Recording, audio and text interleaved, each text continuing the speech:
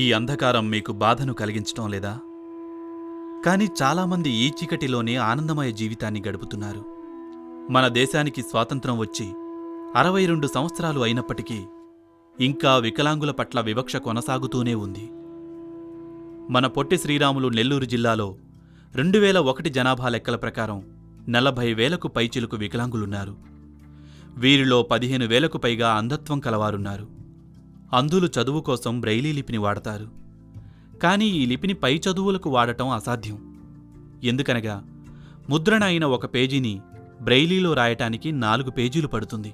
కనుక ఎక్కువ సమయం వీరు ఇతరుల మీద ఆధారపడాల్సొస్తోంది. నేడు సాంకేతిక పరిజ్ఞానం అందుబాటులోకి రావటంతో పై చదువులు సులభతరమయ్యాయి.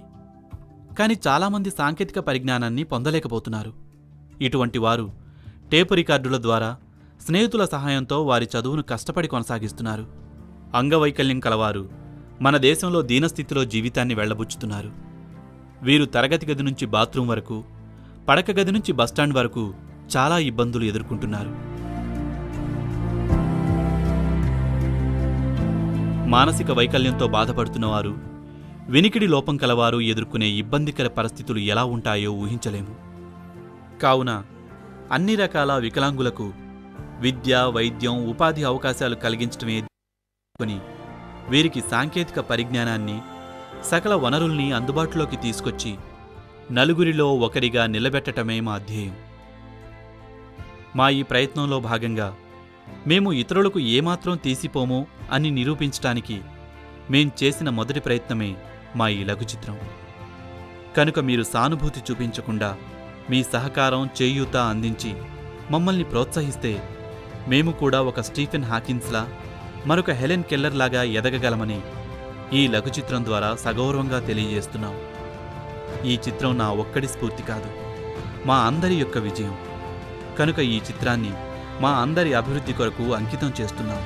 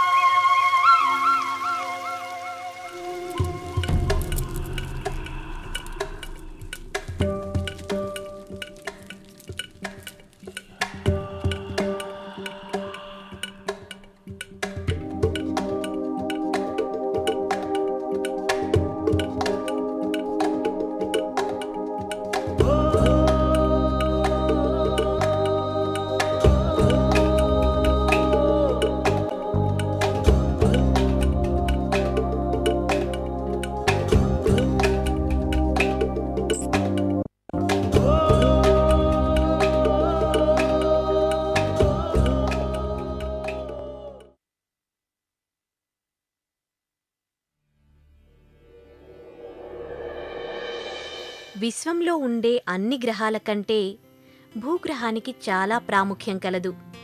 ఎందుకనగా సకల జీవరాశులతో కలిసిన సమైక్య జీవనంతో సుఖ సంతోషాలతో నివసించే మానవజాతి ఉండడమే విశేషం. భూగ్రహంపై ఉండే 7 ఖండాలలో ఆసియా ఖండంలోని భారతదేశానికి అత్యంత ప్రాధాన్యం కలదు. మన దేశంలో అన్ని రకాలైన సంస్కృతులు, విభిన్న వేషధారణలు, భాషలు కలిసి ఒకే కుటుంబంగా జీవించడం ఒక ప్రత్యేకత. మన దేశాన్ని 28 రాష్ట్రాలుగా విభజించగా వాటిలో మొట్టమొదట భాషా ప్రాతిపదిక మీద విభజించబడిన రాష్ట్రం మన ఆంధ్రప్రదేశ్. మన రాష్ట్ర విభజనకు కారకుడు ఒక మహానుభావుడు, స్వాతంత్ర సమరయోధుడు. వీరు నివసించిన జిల్లా మన నెల్లూరు జిల్లా. మన జిల్లాకు రాష్ట్రంలో ఏ ప్రాంతానికి లేని ప్రాముఖ్యత ఉంది. నెల్లు అనగా ద్రావిడ భాషలో వరి అని అర్థం. ఇక్కడ వరి ఎక్కువగా పండుట వలన జిల్లాకు నెల్లూరు అను నామకరణం జరిగింది. అమరజీవి పొట్టి శ్రీరాములు మొట్టమొదట దళితుల ఆలయ ప్రవేశం కోసం ఉద్యమించారు మరియు ఆంధ్ర రాష్ట్ర అవతరణ కోసం తన ప్రాణాలు త్యాగం చేశారు. కావున ఆయన పేరు ఇటీవల నెల్లూరుకు కలిపారు. ఇప్పుడు పొట్టి శ్రీరాములు నెల్లూరు జిల్లాగా నామకరణం జరిగింది. 13వ శతాబ్దంలో కవిబ్రహ్మ తిక్కన ఆంధ్ర మహాభారతంలోని 15 పర్వాలను తెలుగులోకి అనువదించిన పవిత్రమైన పుణ్యభూమి ఇదే. తెలుగు జాతి గర్వించే విధంగా కవియోధులుగా తెలుగు సాహితీ వనంలో సుస్థిర నివాసం ఏర్పాటు చేసుకున్నవారు తిక్కవరపు పట్టాభిరామిరెడ్డి, దువ్వూరి రామిరెడ్డి. వీరు ఇరువురు జిల్లాకు సుపుత్రులు కావడం గర్వకారణం.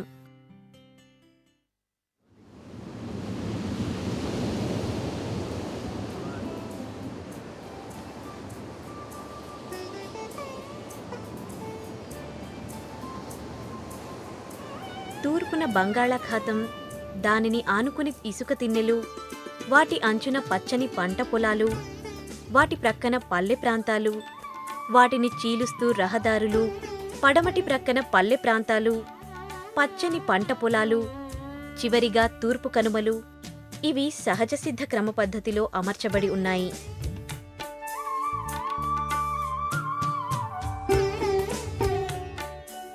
ఈ జిల్లా మత సామరస్యానికి, సాంప్రదాయాలకు నిలవై అడుగడుగునా కొలువు తీరిన ప్రాచీన దేవాలయాలు, చర్చిలు, మసీదులతో తులతూగుచున్నది.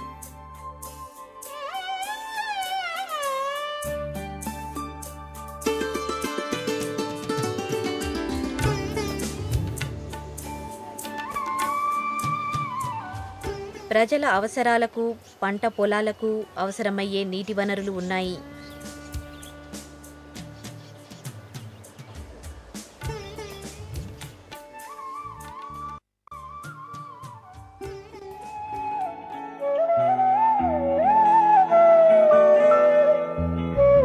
ఇంతటి విశిష్టత గల జిల్లాను ఎందరో యోధానుయోధులు పరిపాలించి వారి నైపుణ్యం మరియు ప్రాముఖ్యతను ఈ గడ్డ మీది నుంచే చాటి చెప్పారు.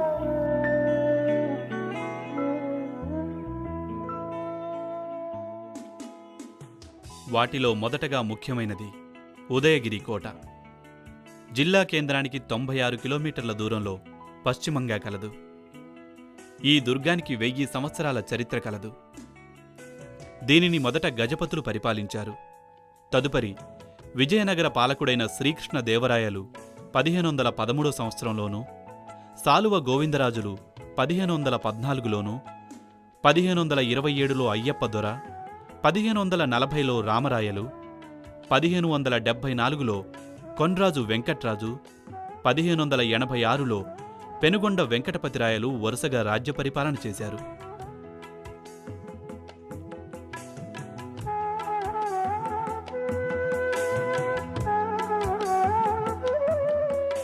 ఇప్పటికీ ఇక్కడ నిర్మించిన బురుజులు, దేవాలయాలు, మసీదులు, ప్రాచీన కట్టడాలు తమ విశిష్టతను చాటుతూ పచ్చని చెట్లతో, ప్రకృతి సౌందర్యంతో ఊగిసలాడే ఎత్తైన కొండలతో, దట్టమైన అడవులతో పర్యాటకులకు ఆహ్లాదాన్ని, మానసిక ఉల్లాసాన్ని కలుగజేస్తున్నాయి. ఇక్కడ విజయనగర కాలంలో 365 దేవాలయాలు, నవాబుల కాలంలో 3 మసీదులు నిర్మించబడ్డాయి. ముఖద్వారం వద్ద రాజ్మహల్ కలదు. దీనిని చిన్న మసీదు అంటారు. మరియు దుర్గం శిఖరాగ్రమున 3079 అడుగుల ఎత్తులో పెద్ద మసీదుంది. దీనికి సమీపంలో గండిపాలెం జలాశయం కలదు.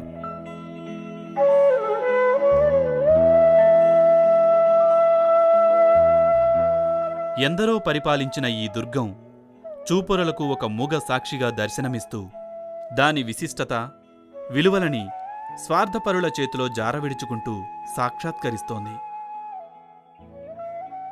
వెంకటగిరి రాజులు మొదట కర్నూలు జిల్లా వెలుగొడు నుంచి సీమకు వచ్చి అక్కడి నుంచి వెంకటగిరి పరిపాలకులుగా వెంకటగిరిని రాజధానిగా చేసుకుని స్థిరపడ్డారు. బ్రిటిషు వారి కాలంలో మద్రాసు ప్రెసిడెన్సీకి అతి ముఖ్యులుగా వ్యవహరిస్తూ వెంకటగిరి సంస్థానాధీశులుగా ప్రసిద్ధి చెందారు. వారు నిర్మించుకున్న కోట దాదాపు 1 ఎకరా విస్తీర్ణం కలిగి 150 సువిశాలమైన గదులుగా విభజించబడి ఉన్నది. ఈ కోట అత్యంత శిల్పకళా నైపుణ్యంతో నిర్మించబడి మరియు శత్రు దుర్భేద్యమైన ప్రధాన ద్వారములు కలిగి ఉంది. మొదట వెంకటగిరి సంస్థానం వచ్చిన కారు కూడా ఇక్కడ కలదనుట విశేషం. వీరి పరిపాలనలో కైవల్యా నది ఒడ్డున నిర్మించబడ్డ ప్రధాన శివాలయం కలదు. దీనిలోని శివలింగాన్ని అప్పటి రాజైన బంగారు యాచమనాయుడు ఢిల్లీ నుంచి తెప్పించి ఇక్కడ ప్రతిష్ఠించారు. ఈ శివాలయం అత్యంత శిల్పకళా చాతుర్యం కలిగి శోభాయమానంగా విరాజిల్లుతోంది.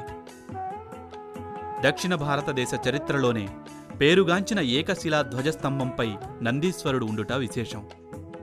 ఈ ధ్వజస్తంభం 80 అడుగుల ఎత్తు కలిగి చూపరులకు ఆశ్చర్యం కలిగిస్తోంది. ఈ శివాలయానికి రాను రాను భక్తులు కరువై బోసిపోవుచున్నది. మరియు కోట శిథిలావస్థకు చేరుకొని అత్యంత దీనమైన స్థితికి దిగజారింది. ఇది జిల్లా కేంద్రానికి పడమటి దిక్కున 70 కిలోమీటర్ల దూరంలో కలదు.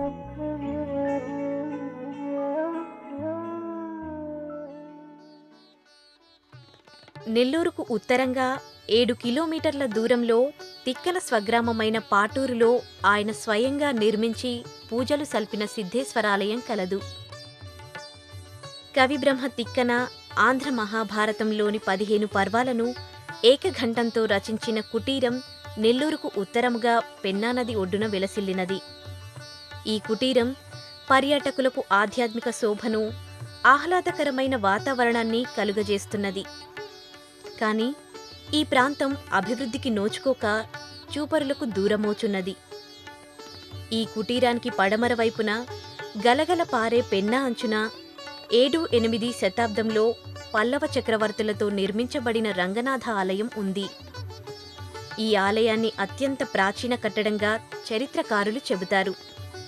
ఈ దేవాలయానికి 15వ శతాబ్దంలో ఉభయలోత్తుంగ చోళుడు అర్చన గృహాదులను, 18వ శతాబ్దంలో ఎరగుడిపాటి వెంకటాచలం పంతులు గాలిగోపురమును నిర్మించారు. ఈ ఆలయం అపురూపమైన శిల్ప సంపదలతో చూపరులను ఆకట్టుకుంటూ ఆంధ్ర రాష్ట్రం నుంచే కాక ఇతర రాష్ట్రాల నుంచి వచ్చే భక్తులకు కూడా కొంగు బంగారమై ఉత్తర శ్రీరంగనాథాలయంగా ప్రసిద్ధికెక్కింది.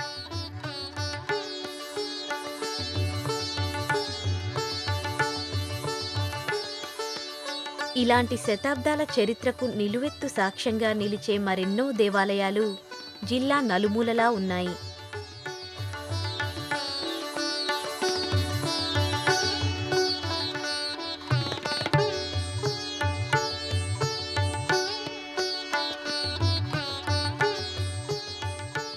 వాటిలో ముఖ్యమైనది మల్లాంలోని సుబ్రహ్మణ్యేశ్వర స్వామి దేవాలయం. ఇది జిల్లా కేంద్రానికి తూర్పున 70 కిలోమీటర్ల దూరంలో విశాలమైన ప్రాంగణంలో అత్యంత శిల్పకళా నైపుణ్యంతో నిర్మించబడ్డ దీన్ని 6వ శతాబ్దంలో నిర్మించినట్లు చారిత్రక ఆధారాలున్నాయి.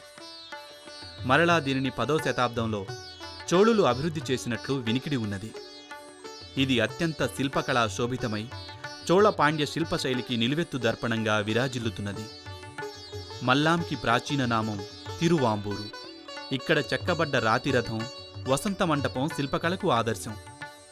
తండ్రి కొడుకులు చెక్కిన రాతిరథంపై భారత భాగవత రామాయణ ఘట్టాలున్నాయి. రథం చెక్కిన తరువాత కొడుకు ప్రియురాలి కొరకు రాతిరథాన్ని కదిలించగా తండ్రి గుర్రాల కాళ్లు నరికివేశాడన్న గాథ ప్రచారంలో ఉంది. శిల్పకళా చాతుర్యానికి రథం ఒక ఉదాహరణ. ఈ రథం ఏకశిలా నిర్మితమై ఉండటం దీని ప్రత్యేకత.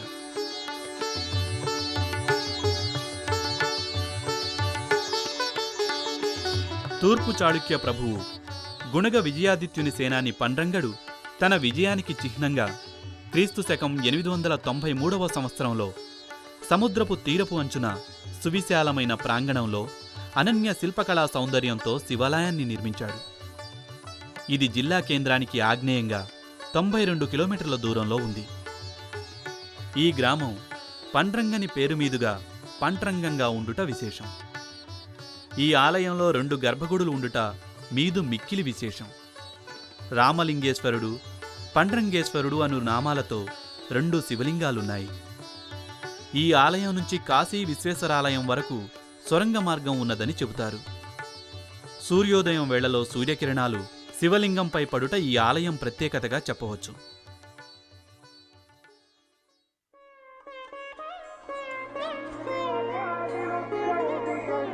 తన మహిమను తెలుపుటకు 119 అడుగుల పొడవు పెరిగి ఇసుకతో సమాధి అయి భక్తులకు కొంగు బంగారమైన దర్గా పంట్రంగానికి పడమర దిక్కున వేనాడులో షేక్ దావూద్ ఆలీ దర్గాగా ప్రసిద్ధి చెందినది.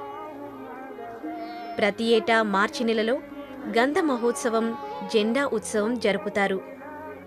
ఈ ఉత్సవాలకు మన రాష్ట్రం నుంచే కాక ఇతర రాష్ట్రాల నుంచి కూడా భక్తులు కులమతాలకు అతీతంగా సందర్శిస్తారు.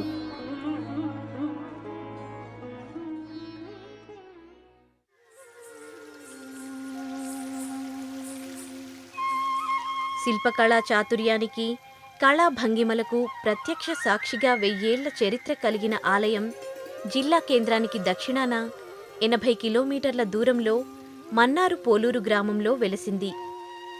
ఈ క్షేత్రానికి మన్నారు పోలూరని, మణిమండపపురమని నామాలున్నాయి. ఈ ఆలయంలో కన్నీరు కారుస్తూ 9 అడుగుల గరుత్మంతుడు కృష్ణుని ఎదురుగా ఉండడం విశేషం. ఇది ఆనాటి శిల్పకళా వైభవానికి మచ్చుతునక.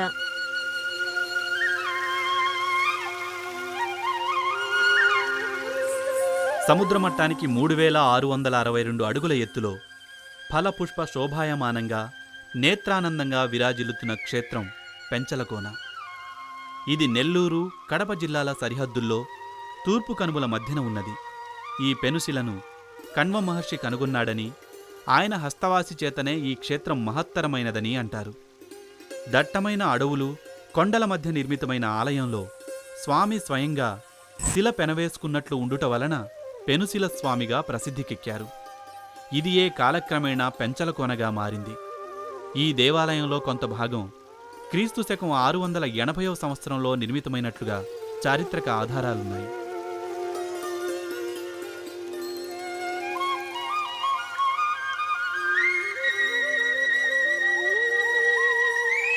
జిల్లా కేంద్రానికి పడమటి దిక్కున 40 కిలోమీటర్ల దూరంలో ప్రభగిరిపట్నం అను చారిత్రక ప్రాధాన్యం కల గ్రామం కలదు. ఇక్కడ వెంకటపతిరాయల కాలంలో 101 దేవాలయాలు, 101 కోటలతో వెలసిల్లినట్లుగా చారిత్రక ఆధారాలున్నాయి. కానీ ఆ శిల్ప సంపద కనుమరుగై చెన్నకేశవులు, శివపెరుమాళ్ళు దేవాలయాలు శిథిలావస్థలో ఉండి నాటి చరిత్రకు సజీవ సాక్ష్యంగా మిగిలి ఉన్నాయి.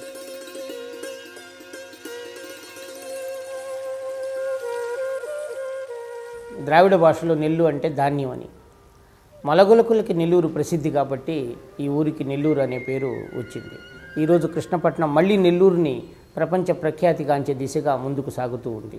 బార్డర్లుగా తమిళనాడు అంటే తడ, ఆరంబాకం ఆ ప్రాంతం దాకా, ఉత్తరాన చూసినట్టయితే ప్రకాశం జిల్లా, ఇటు పడమర చూసినట్టయితే కడప జిల్లా, తూర్పు తీరం అంతా కూడా పెద్ద సముద్ర తీరం ఉండేటటువంటి జిల్లా ఇది.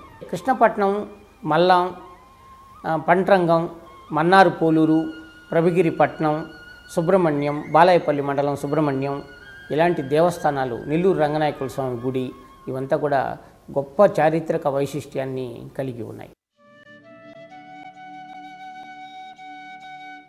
దేశ స్వాతంత్ర సంగ్రామంలో జిల్లా కృషి చాలా ప్రాముఖ్యమైనది.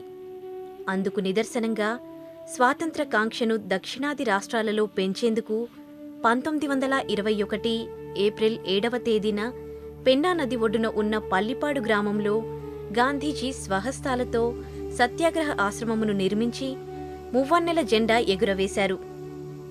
సబర్మతి ఆశ్రమం తరువాత దక్షిణాదిన 2వ ఆశ్రమంగా దీనిని చెబుతారు. అదేవిధంగా జిల్లా నుండి ఎందరో స్వాతంత్ర సమరయోధులు తమ ప్రాణాలు పణంగా పెట్టారు.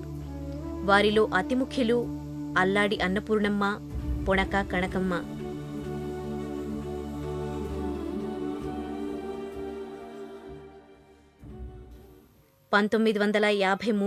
నవంబర్ 1వ తేదీన ఆంధ్ర రాష్ట్ర అవతరణ జరిగిన తరువాత మొట్టమొదటిసారిగా డాక్టర్ బెజవాడ గోపాల్ రెడ్డి రాష్ట్ర ముఖ్యమంత్రిగా, ఉత్తరప్రదేశ్ గవర్నర్గా మన జిల్లా నుంచి సేవలందించారు. వీరు అధిరోహించినన్ని పదవులు, చేసిన సాహితీ సేవ మరెవరూ చేయలేదేమో. అదేవిధంగా జిల్లా నుంచి తరువాతి కాలంలో ముఖ్యమంత్రిగా, ప్రస్తుత రాజ్యసభ సభ్యులుగా సేవలందిస్తున్న వ్యక్తి నేదురుమల్లి జనార్దన్ రెడ్డి. రాజకీయంగానే కాకుండా చిత్ర సంగీత రంగాలలో కూడా మన జిల్లా పేరు దేశ విదేశాలలో చాటి చెప్పిన వ్యక్తులలో పి. పుల్లయ్య, రాజనాల, రమణారెడ్డి, మనసు కవి ఆత్రేయ, ఎస్పి బాలసుబ్రహ్మణ్యం, ఎస్పి శైలజ ప్రముఖులుగా చెప్పవచ్చు.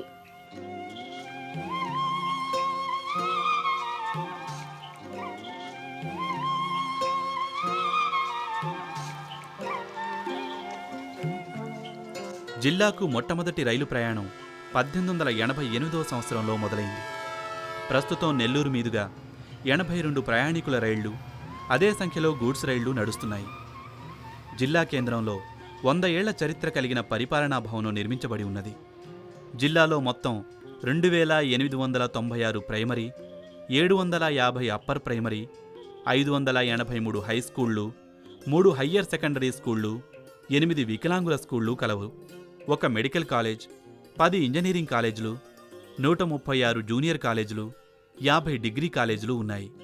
అత్యంత పురాతన కాలేజీలుగా విఆర్సి, డీకేడబ్ల్యూ, డిఆర్డబ్ల్యూ, ఎన్బీకేఆర్ గుర్తింపు పొందాయి.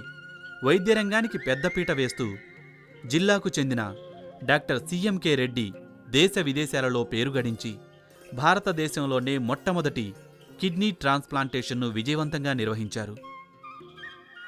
ప్రపంచ ప్రఖ్యాత వైద్యులందరూ నెల్లూరు జిల్లాలో పుట్టి ఉన్నారు. డాక్టర్ పుచ్చలపల్లి రామచంద్రారెడ్డి కానివ్వండి, డాక్టర్ బ్రేయర్ కానివ్వండి, 700 మంది పైగా క్వాలిఫైడ్ వైద్యులు ఉన్నారు. 2 సూపర్ స్పెషాలిటీ వైద్యశాలలు, 200 నర్సింగ్ హోమ్లు, మిషనరీస్ ఆధ్వర్యంలో American hospital, Saint Joseph hospital వదులుకొని రెడ్ క్రాస్ క్యాన్సర్ హాస్పిటల్ కానివ్వండి, మంచి బ్లడ్ బ్యాంకులు కానివ్వండి, న్యూరాలజిస్టులు, ప్లాస్టిక్ సర్జన్సు, షుగర్ వ్యాధి నిపుణులు, అట్లాగనే ఎన్నో వందల మంది ఫిజిషియన్సు, ఒక 5 మంది కార్డియాలజిస్టులు నెల్లూరులో నేటికి మనకు సేవలు అందిస్తున్నారు.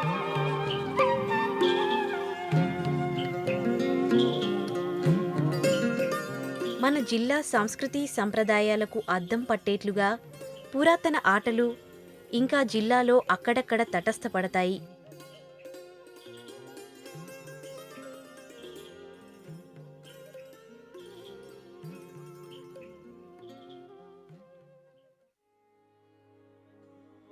సర్వమత సమ్మేళనం, సమైక్యతా భావానికి తార్కాణంగా జరిగేవి మొహరం సంబరాలు. ఇవి రొట్టెల పండుగ పేరుతో జిల్లా కేంద్రంలోనే జరగడం విశేషం.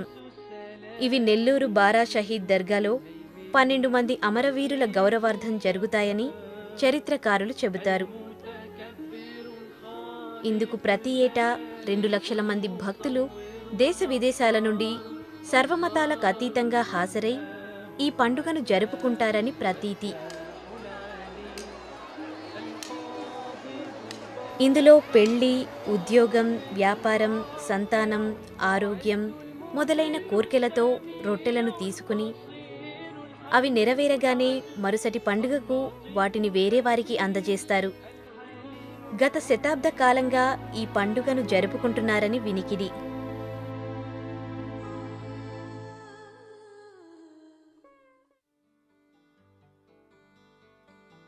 అగ్గిపెట్టెలో అపరంజి కళలు నేసి అంతర్జాతీయ స్థాయిలో గుర్తింపు పొందింది వెంకటగిరి చేనేత పరిశ్రమ. వీరు ఇప్పటికి 2 సార్లు రాష్ట్రపతి అవార్డు గెలుచుకొని జిల్లా ఖ్యాతిని నలుదిక్కులకు వ్యాపింపచేశారు.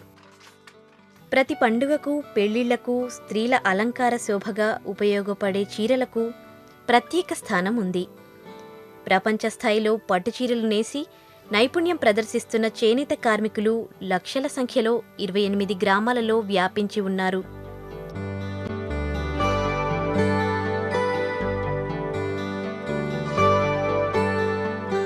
కానీ ప్రస్తుతం ఆధునిక పద్ధతుల తయారీ రావడంతో వీరు తమ ఉనికి కోసం పొట్టచేత పట్టుకున్న దీనస్థితికి చేరుకున్నారు.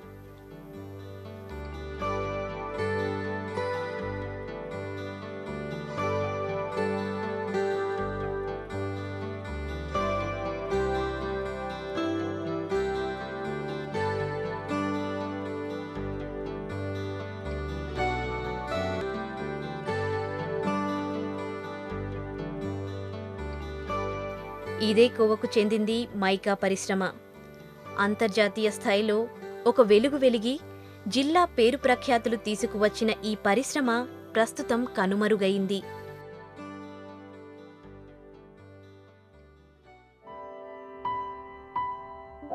శ్రీహరికోట జిల్లా కేంద్రానికి 84 కిలోమీటర్ల దూరంలో బంగాళాఖాతం ఒడ్డున ఉన్నది.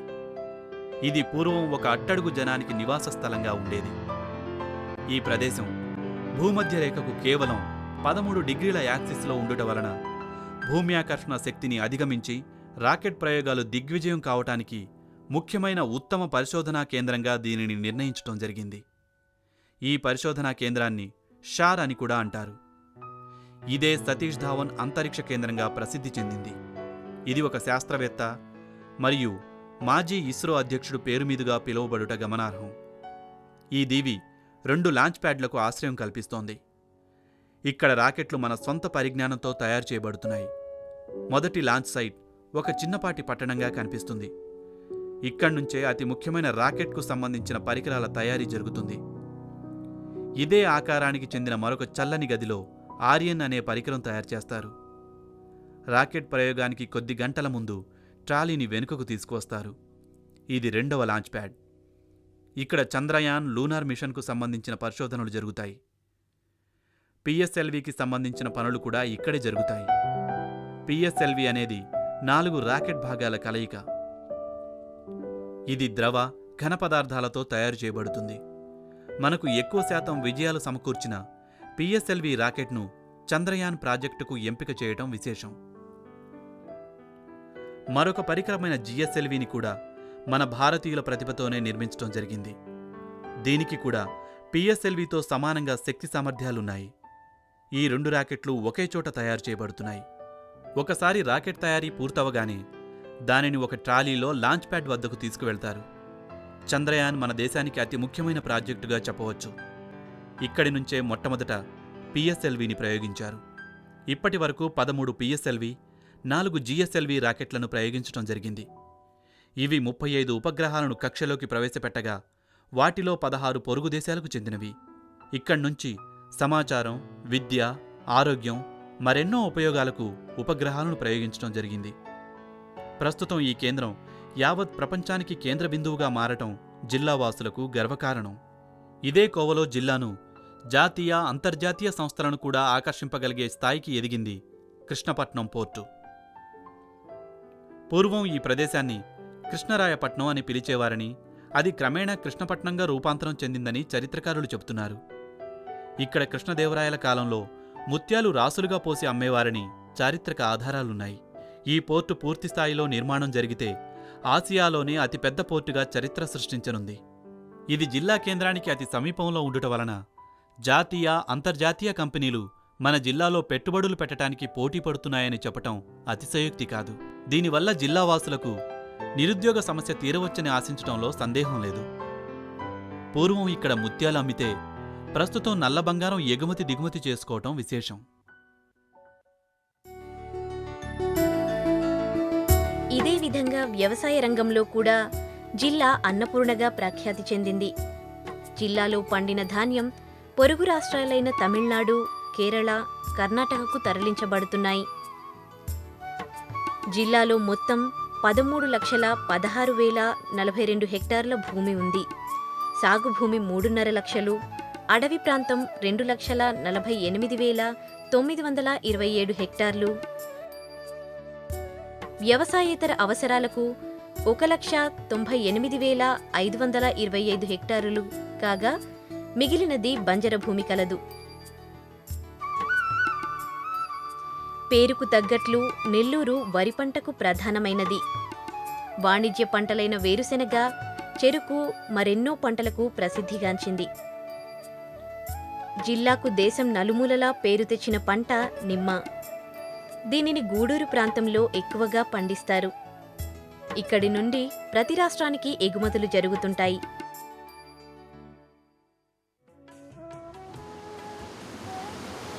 జిల్లాను అన్నపూర్ణగా మార్చుటకు మనకెన్నో సహజసిద్ధమైన నీటి వనరులున్నాయి. వీటిలో అతి ముఖ్యమైనది సోమశిల జలాశయం.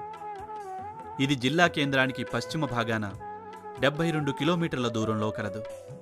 ఈ జలాశయం 2 కొండలను చీల్చుకొని ఎగసి వస్తున్న పెన్నమ్మకు అడ్డుకట్ట వేసినట్టుగా ఉంటుంది. ఈ రిజర్వాయర్ ముందు భాగంలో ఆధ్యాత్మిక శోభ వెదజల్లే విధంగా విక్రమాదిత్యుని కాలంలో నిర్మించినట్టు చెబుతున్న సోమేశ్వరాలయం ఉంది. ఈ ఆలయం పేరు మీదుగానే ఈ జలాశయానికి సోమశిల అని నామకరణం చేయటం జరిగిందని చరిత్రకారులు చెబుతారు. ఇది 78 టీఎంసీల నీటి సామర్థ్యంతో 4,50,000 ఎకరాలకు నీరు అందిస్తూ రైతులకు కల్పతరువుగాను, పర్యాటకులకు పర్యాటక కేంద్రంగానూ నిలిచింది. ఈ జలాశయం నుంచి తెలుగుగంగ కాలువ ద్వారా కండలేరుకు నీటి సరఫరా జరుగుతుంది. ఈ ప్రదేశానికి పూర్వం కణ్వ మహర్షి పేరు మీదుగా కణ్వలేరని, కాలక్రమేణా కండలేరుగా మారిందని పురాణాలు తెలుపుతున్నాయి. దీనికి 11 కిలోమీటర్ల మేర పొడవైన మట్టికట్టను నిర్మించారు. ఈ కట్ట ఆసియా ఖండంలోనే అతిపెద్ద మట్టికట్టగా పేరొందింది. నెల్లూరు, చిత్తూరు జిల్లాల్లో ఉన్న 3 లక్షల ఎకరాలకు సాగునీరు అందించటం దీని ప్రధాన లక్ష్యం. ఇందులో 68 టీఎంసీల నీటిని నిల్వ చేసేందుకు కృషి జరుగుతోంది.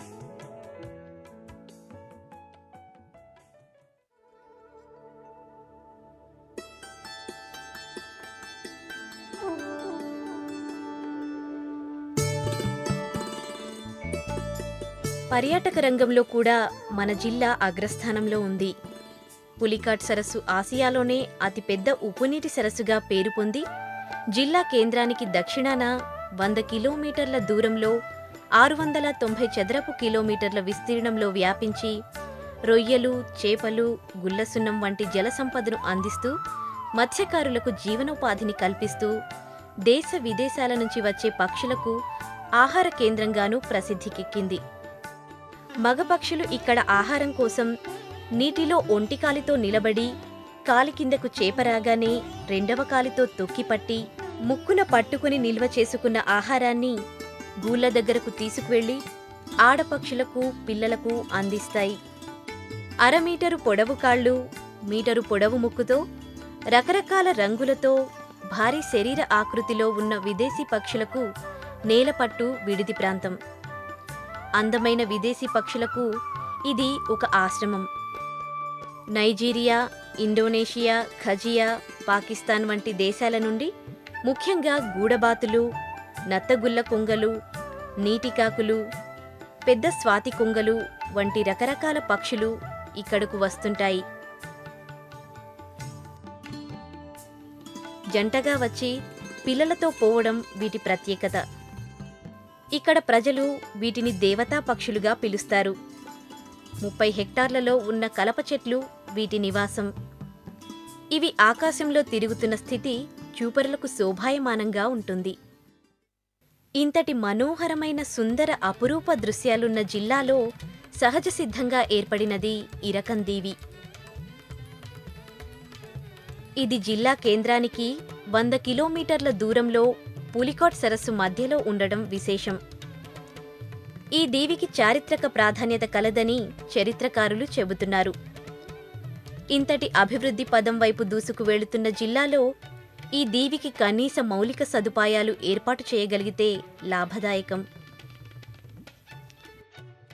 నెల్లూరు జిల్లా తడా మండలం ఇరకం గ్రామం. చిలక సముద్రం ఉంది. ఎట్టపోవాలన్నా పడవ ప్రయాణం. మా గ్రామంలో అదే వచ్చి ఒక లేడీ వచ్చి ఒక నైట్ అంటే ప్రసవించలేక సగం పిండ బయట వచ్చింది, సగం పిండ కడుపులో ఉంది.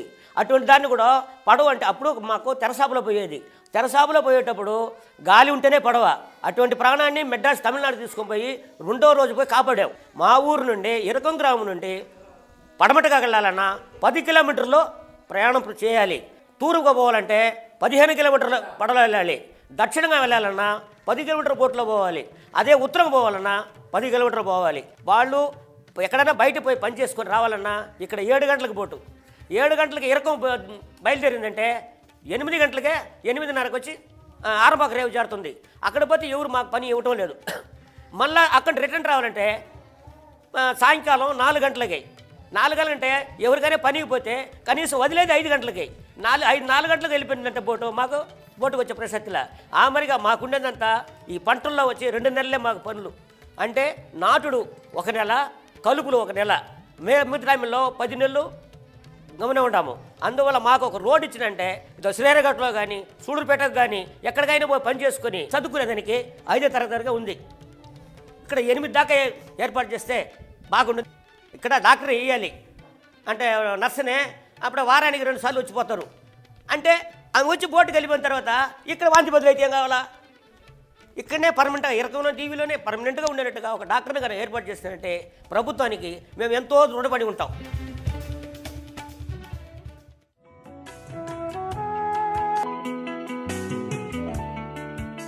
తూర్పున 100 కిలోమీటర్ల మేర మనకున్న సముద్ర తీరం, పడమటి దిక్కున ఉన్న పశ్చిమ కనుమలు పర్యాటకులను అమితంగా ఆకర్షించే ప్రకృతి సంపద, సస్యశ్యామలంగా కనువిందు చేసే పంట పొలాలు, నిత్య పూజలతో అలరారే దేవాలయాలు, నిండు కుండల్లా తొణికిసలాడుతుండు చెరువులు, కొండలు, కోనలు, జల ప్రాంతాలు, ఆనందాన్ని, ఆధ్యాత్మిక శోభను, ఆత్మతృప్తిని కలుగజేస్తున్నాయి అనుటలో అతిశయోక్తి లేదు.